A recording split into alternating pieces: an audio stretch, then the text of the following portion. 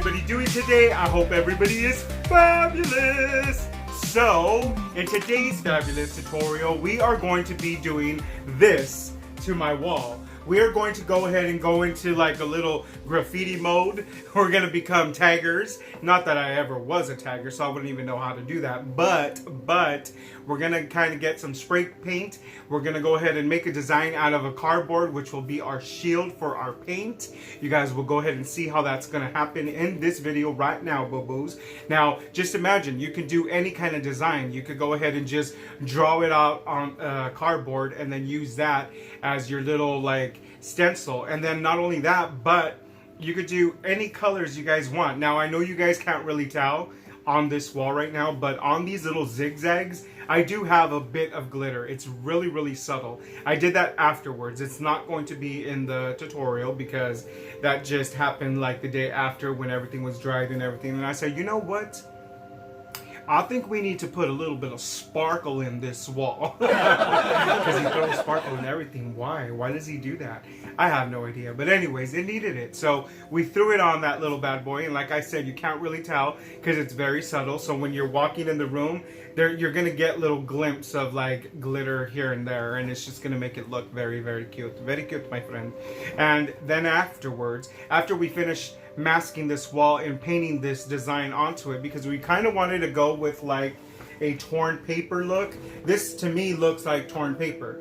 I mean, yeah, this is torn paper. So I figured that we would make something that looks like torn paper in like little layers and stuff like that. And so I thought that this design was perfect for my little wall, and it also goes with the whole theme with the whole Jack Skeleton, because you know the Jack Skeleton theme is a little cray-cray, so so I said it kind of falls into that category.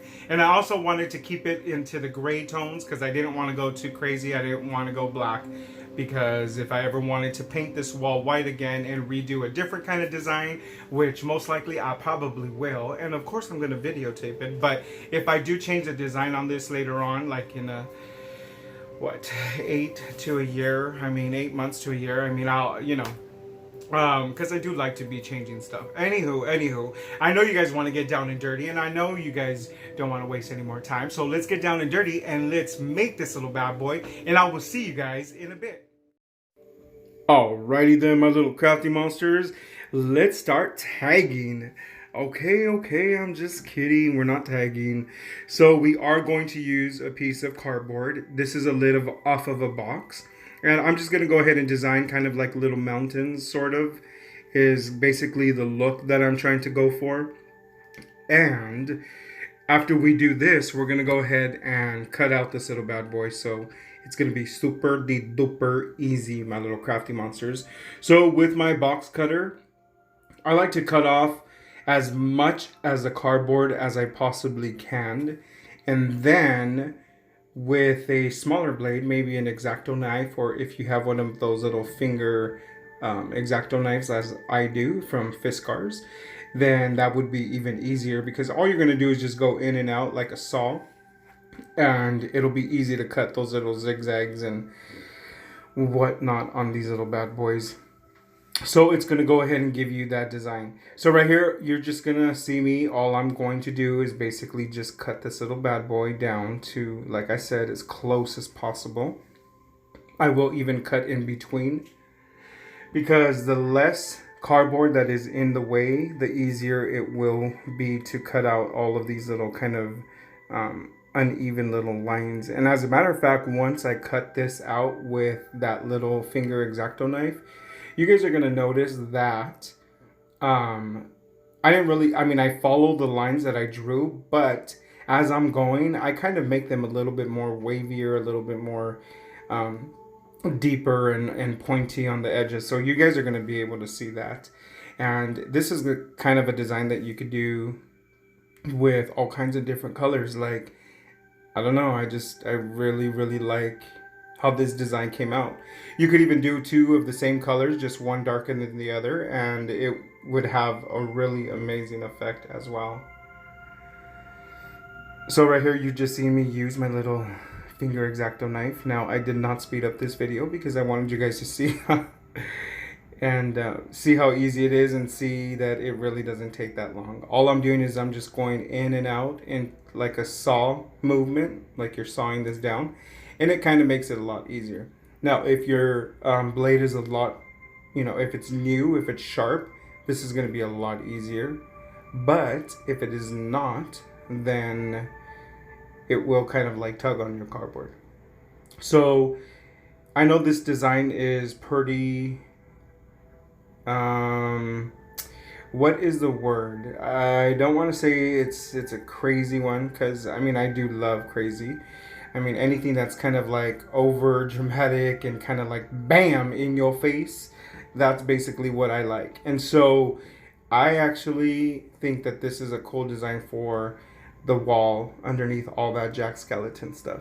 Now, if you guys don't want something this crazy in design, then you guys could be a little bit more subtle and do like probably regular squares or circles, or even like there's just so many different designs that you could do. You could also do like a little Moroccan kind of design. That would actually be really, really cute. That's what I was trying to convince Miguel to do, but he didn't want to do that. He wanted that basket weave. So you guys will be seeing a tutorial on that coming up pretty soon, because I do need to get that room done. And it's going to be the whole entire room, so it's going to be a lot of painting. And so once you got this little bad boy done, then we're going to go ahead and go to our wall and start prepping it. And this is the wall that we're going to go ahead and prep and get ready to paint. I'm not really too worried about the stains on the actual wall. Some people might have said, hey, you should have painted that white to get a crisper white. But we're going to use spray paint. And when you use spray paint, you have the risk of having a lot of extra paint other places that you probably didn't want it to go. But that's just the look of spray paint. And so when I say prep this wall, I mean basically just masking every corner down, masking the crown molding on the bottom. I'm not really too worried about the outlet. But we also have to mask the very top of where the frames are and all that stuff. So right here I'm just kind of measuring to see how high I want my design to be. And I wanted it to be a little bit less than half of the wall. And so I wanted to basically make it look like all of this designs that I have, like my frames and stuff, were basically sitting on that crown molding. So now we're just going to go ahead and tape everything. So tape everything, guys, with some painter's tape. And also use some painter's paper. They do sell that at Home Depot. That's where I purchased all of my supplies. And then this is what it basically looks like once you have your wall prepped. I can't emphasize how important it is for you guys to use painter's paper to also mask off around where you're going to be spray painting, because I had my fan on and the windows open because I needed ventilation, because you want super strong ventilation, but it will also carry the paint, so you don't want that on the walls that you don't want painted. So now we're going to go ahead and start. All you're going to do is just go ahead and get your spray paint, and you're spray painting the edges of that design and go different directions. I mean, different directions is going to give you that layered effect, making it look like one is on top of the other, and it just goes so darn fast. I'm serious, guys. Like, I was painting this and I'm like, damn, I finished like really quick. As you guys can see, it goes really fast. Now this really depends on how big of those little chunks of design you guys want. See, I made them pretty small, but you also can make them pretty large. It's just really whatever you guys want. I mean, whatever you like, I do for you, you know. So you could totally go crazy on this. You could even make them probably a little bit smaller, and you'll get like a lot of layered effects. But for this, I just kind of went with the flow. There was no right or wrong way to do it. All I knew was I just wanted to paint. I wanted to have fun. I've been wanting to do this to my wall. You know me, I'm always spray painting stuff to refurbish like candlesticks and chairs and stuff like that. But this time I wanted to use the spray paint on my actual wall. And so I actually really like how this design look. I mean, I don't know if some of you guys are probably going to look at this design and be like, no. But I actually really did like how it looked. Every so often you will have to wipe that little cardboard down because remember you are painting on that cardboard and paint is going to accumulate and you don't want that dripping because that was one problem I did have. So here you see me wiping it down and then once it's all dried and wiped, I go ahead and I continue to spray paint my little design like all throughout the whole entire wall till the whole entire wall is covered and you are satisfied with the way the wall looks. And then you could basically call it a day. Now this part right here, Chubba was having a little hard time because that corner was kind of small. You guys don't realize this, but the desk is right behind me and there really was not that much room. So right here, I'm just gonna go ahead and fade out that line. And so I'm just spray painting the bottom and spray painting the top. Now the top I'm not really too worried about because we will be using the crown molding and that's basically going to hide that. So this is our little finished product, guys. How awesome is this, right? Like all of the layers and the spray paint and the depths that it looks, it makes it look 3D, like all those little pieces of the wall are kind of sticking outward. I actually thought it was amazing. And so this is my little wall. This is what is basically behind me. So now that we took off all of the masking, we're gonna go ahead and attach our crown moldings. These crown moldings, I did purchase them at Home Depot and I did not have no idea, guys, that these little suckers are pretty freaking expensive just for that one wall, that one side right there, this whole entire crown molding, because it was 2 pieces.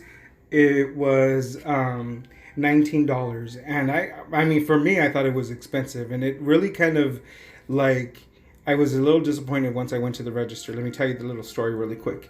When I went to the back where they had these, I noticed the price and the price said $179 and I said, oh my god, that is so amazing for the big piece, right?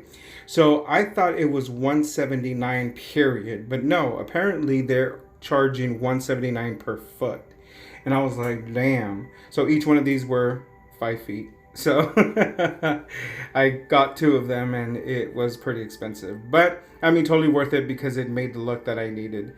And once you have it cut down and everything, you just put these on with the little nails and it is super duper easy, guys. And then, you know that little seam in the bottom, I mean in the middle where the 2 crown moldings meet? Well, all I'm going to do is I'm just going to go ahead and use some paint to go over it because I will be painting these little crown moldings to make them a little brighter white because they're at Home Depot, guys, and these are pretty dirty when you first purchase them. So there is a need for you to paint them. So I'm going to go ahead and get my paintbrush and I'll go ahead and also paint the gray that is peeping outside, I mean on top of the crown molding. And we're going to go ahead and cover all of that. And the paint actually is so thick that it will kind of seal that little crack in the middle where the 2 crown moldings meet. And I really liked how it looked because I used it kind of like a little filler and it was pretty good.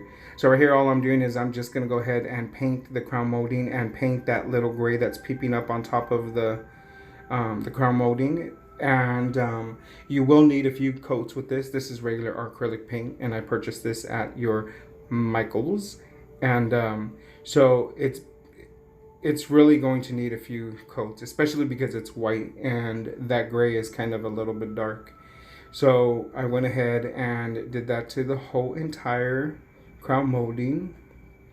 And then once you guys are done with this, I mean, you could paint this whatever color you guys want, but once you guys are done with this, then you could enjoy your hard work on making this wall design on your wall. Or if you make any kind of design with this same technique, you guys are gonna love it, trust me. This really doesn't look as great on the video as it does in person. In person, you could really see that it kind of looks pretty 3D. And that crown molding, as you can tell, I have to add a little bit paint in the bottom to seal it, but the top part of it is pretty sealed and it worked. This is it, guys. Try it out. Welcome back, my little crafty monsters. Yeah, boo-boos. So that's how easy it was to make this little bad boy right here, this wall. I mean, look at how awesome it looks. It just makes it look like that's all nothing but layers. Like, it just makes it look amazing. That's what I think. I mean, but there's just so many other designs that you guys could go ahead and do. I mean, like, it doesn't have to just be this little design, but this is basically what you would do or use to make this little bad boy. Now, The original one that I used on this, I actually tossed it. And the spray paint, of course, I don't know why I did that. I should have just saved it so I could have showed you guys.